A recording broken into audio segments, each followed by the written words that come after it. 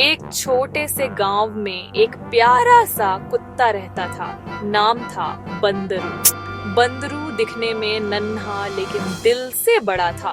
उसकी एक खास बात थी, उसकी घनी सुंदर पूंछ और हमेशा उसकी वफादारी।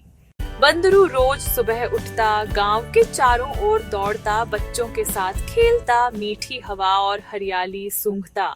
एक दिन बंदरू जंगल के पास बने तालाब के किनारे खेल रहा था। बहुत भूख लगी थी। थोड़ी तलाश की तो उसने एक बड़ी हड्डी पाई। बंदरू खुशी से गुर्राया और सोचा कि यह हड्डी बहुत स्वादिष्ट होगी, घर ले जाकर सबको दिखानी है।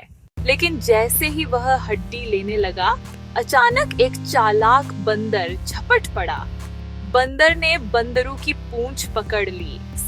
मुझे मेरी पूंछ छोड़ो। लेकिन बंदर नहीं छोड़ रहा था। बंदरू ने समझदारी से एक चाल चली। उसने हड्डी छूटने जैसा किया कि जैसे वह हड्डी सुनिश्चित करेगा कि बंदर पीछे पड़े और खुद भागे।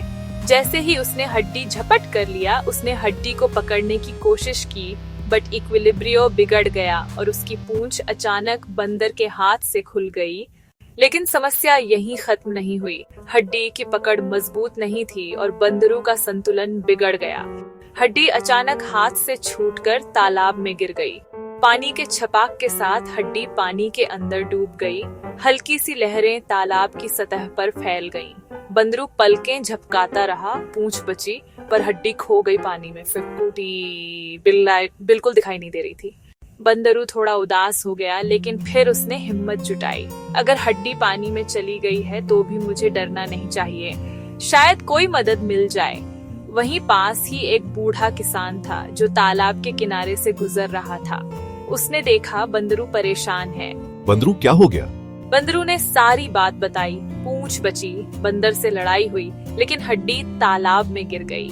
किसान ने मुस्कुराकर कहा, मत बैठ रोते हुए, कोशिश करते हैं। उसने एक लंबी डंडी ली, पानी में डंडी डालने की कोशिश की ताकि हड्डी को बाहर निकाला जा सके। बंदरू ने भी छोटे छोटे कदम उठाए, डंडी उठाई, हौसला बढ़ाया।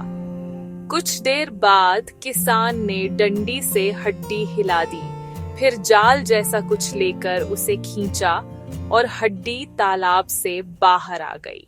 बंदरू खुशी से झूम उठा, पूंछ हिलाई, हड्डी को पकड़कर धन्यवाद कहा किसान को। उसने सोचा, मुझे लालच नहीं करना चाहिए और न ही बिना सोचे समझे काम करना चाहिए। उसने फैसला किया, अब से वह पहले सोचेगा फिर कदम उठाएगा, संतोषी होगा और लालच नहीं करेगा।